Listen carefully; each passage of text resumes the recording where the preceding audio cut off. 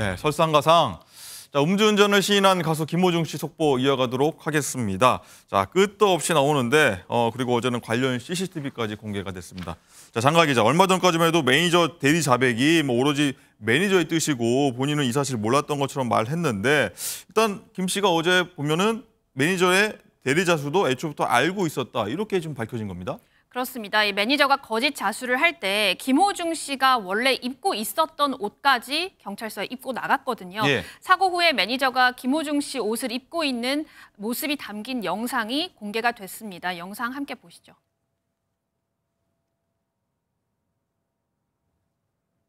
예, 영상 볼까요? 똑같은 옷입니다. 지금 저게 사고 이후에 이제 김호중 씨의 전화하는 모습이었고요. 지금 왼쪽에 보시면 또 두 남성이 걸어가는데요. 자, 저 남성의 모습은 아까 저 김호중 씨의 모습과 조금 몸집이 좀 다른 게 느껴지십니까? 그러네요. 김호중 씨의 오른쪽에 있는 김호중 씨 모습은 조금 더 체격이 크고 왼쪽에 아까 비교 영상으로 나왔던 걸 다시 보시면 분명 몸집이 좀 김호중 씨와는 다른 게 확실히 느껴지실 겁니다. 네, 저게 김호중 씨가 음주 사고를 낸 1시간 후 현장에서 200m쯤 떨어진 골목길로 남성 2명이 걸어가는 모습인데, 자, 김호중 씨가 입었던 상의를 입고 있죠. 자, 이 두 사람은 주차장에 서 있는 김호중 씨의 사고 차량으로 가서 찌그러진 차량 앞면을 살펴보고 함께 타고 자리를 떴다고 하는데요. 예. 그리고 1시간 뒤에 해당 매니저가 이 대리운전을 불러서 사고 차량을 몰고 경찰서에 찾아가 자신이 사고를 냈다 이렇게 자수를 했습니다. 소속사 측에서는 운전자 바꿔치기 그리고 운전자 이 바꿔치기가 대표와 매니저의 선택이라 했지만 결국 김호중 씨의 변호인은 김 씨가 이 매니저가 경찰에 대신 출석할 것을 알고 옷을 바꿔 입었다. 음주, 운전자 바꿔치기, 도주까지 다 시인한다고 밝혔습니다. 예, 어쨌든 CCTV 영상이 공개된 시점 그리고 김호중 씨 측이 매니저 대리 자백을 애초부터 알고 있었다고 시인한 시점 이게 좀 맞물리는 것 같은데 이웅혁 교수님은 이 연관관계가 좀 있을 거라고 보십니까? 어떠십니까? 이게 일정한 패턴이 좀 발견된다고 저는 생각됩니다. 어떤 패턴입니까? 기획사의 그 대응이 좀 바꿔 얘기하면 똑 떨어지는 CCTV 영상 등이 나오게 되면 예. 그 사실에 대해서는 결국 시인을 하는 이런 패턴이 있는 것이 아닌가. 밝혀지면 자백할 수밖에 그렇죠. 없죠. 그 전까지는 철저히 부인을 하다가 잡아떼다가 결국은 이제 부인하지 못하는 상황에 도착이 되게 되면 결국은 인정해버리는 예를 들면 국가수의 음주 대사체 결과가 나오니까 사실 이 상황에서 음주를 했다고 소변에서 나왔다. 소변에 나온 것 자체는 부인할 수 없지 않습니까? 예. 그런 측면에서 질문에 답변하게 되면 우연인지는 모르지만 저 CCTV 영상이 공개가 되면서 보는 순간 저것을 부인할 수는 이제 없지 않습니까?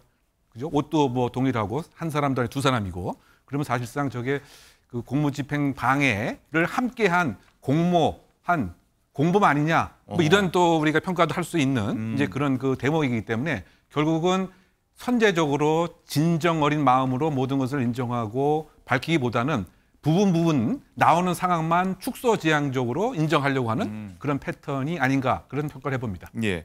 자, 증거인멸 혐의 이것도 한번 알아볼 텐데 자, 장가 기자 보면은 뺑소니 차량의 메모리 카드가 파손됐다. 이건 저희가 한번 진작에 한번 전달드린 바가 있고 또 지금 또 보면은 경찰이 또 다른 증거인멸 수사하고 있다. 저희 MBN이 보도하기로 했는데 어떤 내용이죠?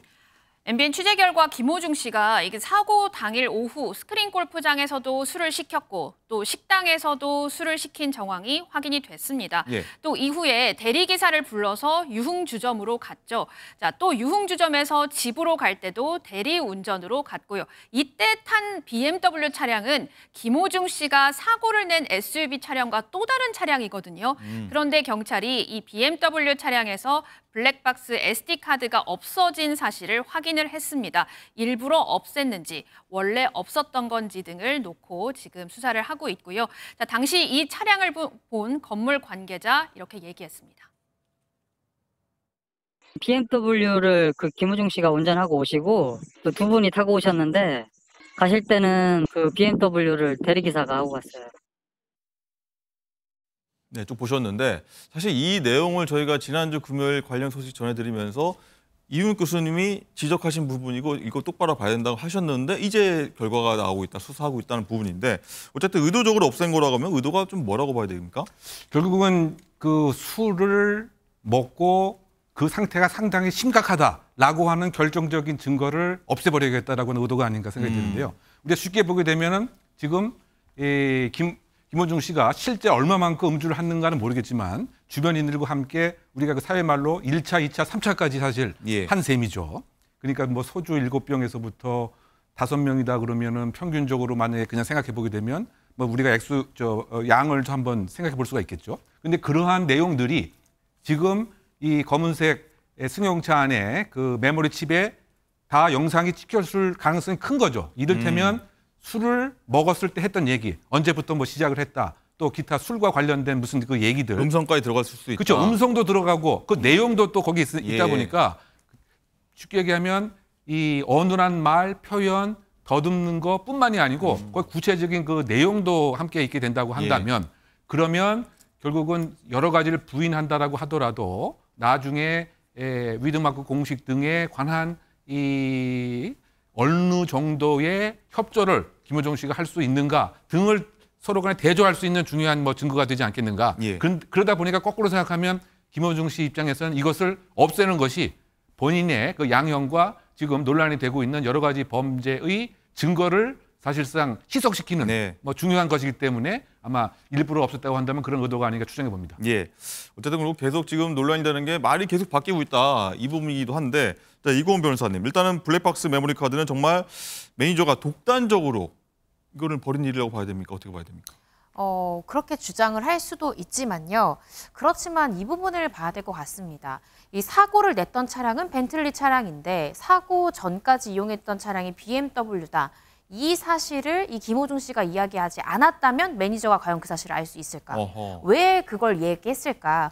사건 직후에 이제 김호중 씨가 매니저나 소속사에다가 사건 사실을 좀 알렸잖아요. 그러면서 아마 그날 있었던 일을 쭉 얘기를 하고 그때 당시에는 음주운전 사실을 숨기고 싶었고 처음에 부인했습니다. 예. 그랬다면 음주운전 사실을 전부 다 은폐하기 위해서는 사고 당시뿐만 아니라 그 전의 상황에서도 음주운전을 시사할 수 있는 많은 증거를 없애야 됐다라고 판단했을 수 있고요. 따라서 김호중 씨가 그 BMW 차량을 내가 사고 전까지 이용을 했고 그 속에도 내 음주 관련한 정황에 대한 증거가 있을 수 있다는 얘기를 하지 않았다면 소속사든 매니저든 그것을 없앨 생각을 과연 할 수 있었을까라는 점을 우리가 봐야 될 것 같고요. 두 번째는 그렇게 해서 매니저가 얻을 이익이 있을까? 이러한 행위로 인해서 이익을 얻을 수 있는 것이 결국 가수 김호중 씨나 소속사일 텐데 이 부분에 대해서 그 매니저가 독단적으로 결정해서 얻을 수 있는 이익이 무엇일까를 생각해 본다면 과연 이 증거인멸 행위를 누가 교사했을까에 대한 정답이 나오지 않을까 싶습니다. 예. 자, 경찰이랑 말이 안 맞는 부분 이 얘기도 한번 해보려고 하는데 네. 변호사님 일단은 김 씨 측에서는 자진 출석하려고 했는데 경찰 측 사정으로 연기됐다고 했고 경찰 측에는 애초에 뭐 조율한 적도 없다 이렇게 좀 엇갈리고 있는데 이것도 뭐 말이 안 맞는 부분입니까? 아니면 뭐 어떤 전략입니까? 어떻게 봐야 됩니까? 일단은 이제 김호중 씨가 자백을 했던 그 시점을 좀 봐야 될 것 같습니다. 19일이죠. 이번 주 일요일 창원 공연을 마치고 이제 음주운전 사실에 대해서 이제 팬들에게 이야기를 했고요. 그리고 그 다음 날 너무 심경이 괴롭다라면서 수일 내로 경찰서에 출석을 해서 음주 사실 비롯한 사실들 있는 그대로 진술하겠습니다라는 입장을 이야기를 했습니다. 예. 근데 다만 출석 시점을 놓고 이제 김 씨는 나 너무 마음이 괴로워서 그날 바로 가서 조사를 받겠다라는 거였는데 경찰 측이 이제 여러 가지 사정을 들면서 연기했다라는 것이고 경찰은 이 출석을 조율한 적이 없고 피해자가 갑자기 조사를 희망한다고 해서 그날 바로 조사를 받을 수 있는 것은 아니다. 근데 그 말은 맞거든요. 경찰이 어느 정도 준비가 된 상태에서 서로 일정을 논의하고 출석을 해야 되는 거지 피의자 스스로가 오늘 조사를 받고 싶다고 해서 경찰이 무조건 조사를 해줄 이유는 없습니다. 그런데 왜 이렇게 이야기가 됐느냐를 보면 계속 한간의 보도가 구속영장 신청 여부에 대해서 경찰이 적극 검토하고 있다는 보도가 쏟아지고 있었습니다. 맞습니다. 예. 이 부분에 대해서 혐의 인정으로 돌리면서 구속 가능성을 최소로 막기 위해서 이런 전략을 선택했던 것이 아닌가 하는 좀 의심이 드는 대목입니다. 검찰이요. 구속 피할 수 있는 여건이 뭐 환경이 됩니까? 일단은 이제 구속영장 발부 가능성을 높이려면 사실은 수사기관 입장에서는 피의자가 혐의를 부인해야 어허. 구속영장 발부 가능성이 높아집니다. 아하. 그러니까 저도 검찰에 있을 때 이 사람에 대해서 충분히 구속 사유가 있다라고 인정돼서 구속영장을 청구하려고 하는데 갑자기 그 피의자가 자백으로 돌아설 때 이거 영장 발부 가능성이 낮아지겠는데 하면서 영장 청구 여부를 다시 검토해 보기도 했거든요. 왜냐하면 혐의를 부인해야 도망할 가능성이 높다라는 주장에도 설득력이 더해지고요. 증거를 인멸했지만 앞으로도 인멸할 가능성이 높습니다. 왜? 혐의를 부인하고 있기 때문입니다라는 주장이 그렇군요. 논리상 통하기 때문이에요. 그래서 지금 현재 변호인과 혐의 인정 전략으로 돌아서면서 수사를 이제라도 적극 협조하려는 모양새를 보이는 것이 아닌가 하는 생각이 듭니다. 네, 검사 출신의 예리한 분석이셨습니다. 자, 이 교수님, 그리고 이 와중에 사고 3시간 뒤쯤에 현장에 누군가 등장했는데요. 이게 김 씨 측 관계자는 얘기가 있고 만약에 또 이게 사실이라면 범인은 사건 현장으로 돌아온다. 이런 뭐 격언일까요? 명언일까요? 이런 것도 떠오르고 또 사건 은폐를 위한 조직적인 거 아니냐 그런 정황도 좀 생각이 들어요. 일단 그 기획사의 그 입장은 그 기획사와 전혀 관련이 없는 자들이다. 예. 이렇게 그 부인을 하고 있는 상태입니다. 예. 그런데 그 한 보도에 의하면 사고 발생 3시간 만에 어떤 사람들이 그 장소에서 일정한 역할을 한 것이 아니냐라고 하는 이제 얘기가 나온 것인데요. 네. 잠깐 이제 말씀을 이제 하신 바와 같이 무엇인가 범행자는 그 상황이 어떻게 지금 전개되어 있고 내가 예상치 못한 것이 혹시 있지는 않는가 아니면 호기심 등 때문에 사건 현장에 일부러 돌아오는 경향이 있는 것이 사실입니다. 네. 만약에 이제 그렇다라고 한다면 아마 혹시 관련된 증거물 같은 거를 회수하려고 하거나 아니면 도대체 알 수 없는 상황이 혹시 있었던 것은 아닌가라고 하는 상황 파악 차원.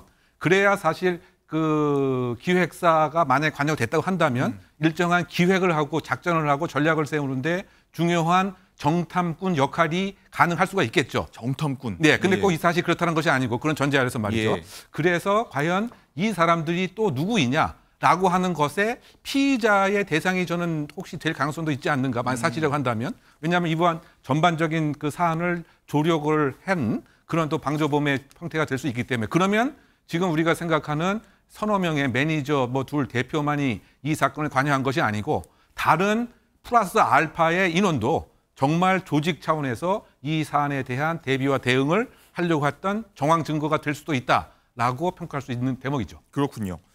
장가 기자, 그리고 일단은 김호중 씨가 음주 사실을 시인했지 않습니까? 그리고 나서 김호중 씨가 술을 마셨다는 동석자 진술도 일단 확보가 됐다고 하죠. 그렇습니다. 김호중 씨가 음주를 했다고 밝히긴 했지만 이보다 앞서서 김호중 씨와 함께 술을 마셨던 복수의 동석자들이 김호중 씨가 술을 마셨다고 경찰에 진술한 것으로 알려지고 있습니다. 예. 자, 이 부분은 김호중 씨가 음주 사실을 시인한 것과 또 다른 문제가 되는 게 김호중 씨는 뺑소니 사고 후에 이 구리의 한 호텔로 가서 이 호텔 근처에 있는 편의점에서도 술을 사는 모습이 CCTV로 확인이 됐거든요. 자, 그래서 후행 음주, 그러니까 사고 후에 또 술을 마셨을 가능성이 있는 겁니다. 네. 자, 그래서 그 전에, 그러니까 사고를 내기 전까지 얼마만큼 어떤 술을 마셨는지를 경찰이 제대로 파악을 해야 좀 더 세밀한 위드마크 적용이 가능하기 때문인 것으로 보여지고 있습니다. 네. 자, 또 조남관 변호사가, 그러니까 김호중 씨의 변호사가 당초 소속사에 보낸 입장문 초안에는요. 음주운전에 대해 직접적인 증거가 부족해 보이므로 끝까지 다투면 무죄를 받을 수 있었다라고 썼던 사실이 알려지고 있어서 논란이 되고 있는데 사고 전에 술자리 참석은 직접 증거가 되기 어렵고 음주 수치가 객관적으로 확인되지 않았다는 취지로 해석이 되고 있습니다. 자, 이 때문이라도 경찰은 좀 위드마크 공식을 최대한 세밀하게 정확히 적용하기 위해서 수사력을 집중하고 있습니다. 네. 어쨌든 사고 내고 나서 편의점 가서 또 술을 샀다. 좀 이해할 수 없는 부분이기도 한데 일단 이건 변호사님, 장가 기자 얘기 쭉 다시 한번 이어가면은 위드마크 공식 적용한다 해도 술을 마셨다 해도 무혐의가 나올 수 있다 이 얘기인 거죠. 네, 그렇습니다. 그러니까 교통사고를 냈을 당시에 혈중 알코올 농도가 0.03% 이상이어야 되고 정확히 몇 퍼센트에 해당하는지가 특정이 되어야 음주운전으로 기소할 수 있습니다. 해당 조항 보시면요. 뭐 0.03부터 0.08까지는 뭐 어느 정도의 형량, 이렇게 각 구간별로의 형량이 다 다르게 되어 있기 예. 때문에 특히나 그 혈중 알코올 농도를 특정하는 것이 굉장히 중요한데요.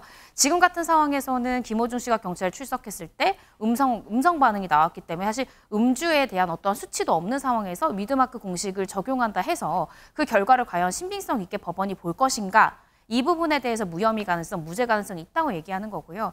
보시는 시청자분들께서는 아니 사고를 내고 왜 또 캔맥주를 샀어라고 생각하실 수 그러니까요. 있는데 이 부분입니다.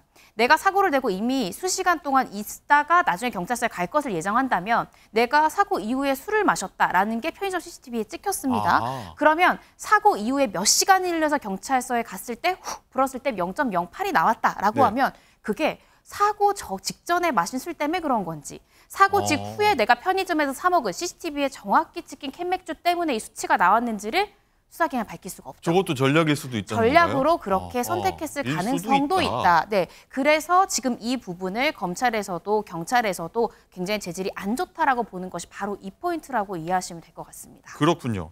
자, 지금 자막이 나갔는데 지금 검찰이 김호중법을 추진한다고 합니다. 이건 교수님. 네. 새로운 규정을 검찰 쪽에서 만든다는 겁니다. 이 좀 사태의 심각성을 네. 깨닫고요. 그러니까 최근에 이제 이른바 그 악성 지능형 음주 범죄자들의 꼼수적인 행태입니다. 저것이요.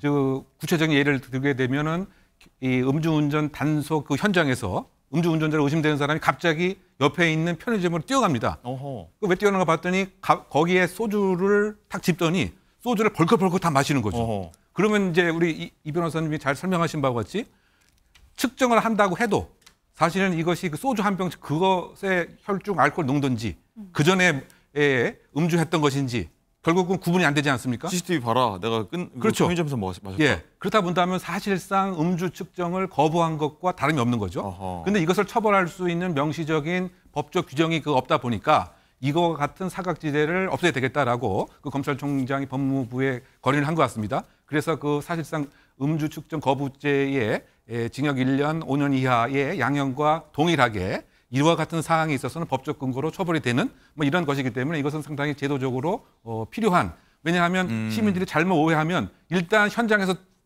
떨어져 나가서 술 마시거나 악용할 수 있는 악용하는 겁니다. 그래서 이런 제도가 있게 되면 이런 악용의 근본적인 기회가 안 생기게 되죠. 그렇죠. 그래서 이런 제도는 그 바람직하다고 생각됩니다. 예. 자, 그리고 이권 변호사님. 일단 이 와중에 김호중 씨가 뭐 팬카페에 올렸던 사과글을 돌연 삭제를 했습니다. 이건 또 뭐가 연관성이 뭔가 있습니까? 어떻게 봐야 됩니까? 사실 사과문에 적힌 그 글 문구들 때문에 사실 언론에서도 또 문매를 맞기도 하지 않았습니까?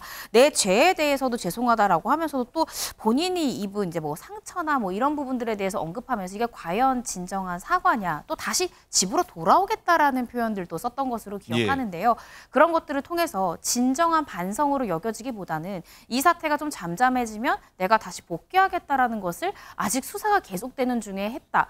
이런 말 했다라는 것에 대해서 이 발언이 과연 적절했는가에 대한 비판이 이어지면서 이 사과문을 삭제한 것이 아닌가라는 생각이 듭니다. 예. 팬들이 어떻게 바라볼지 뭐 저도 좋아했던 사람으로서 좀 안감이 교차하고 열성 팬들도 어떻게 생각할지 좀 궁금한 대목이기도 합니다. 안타깝기도.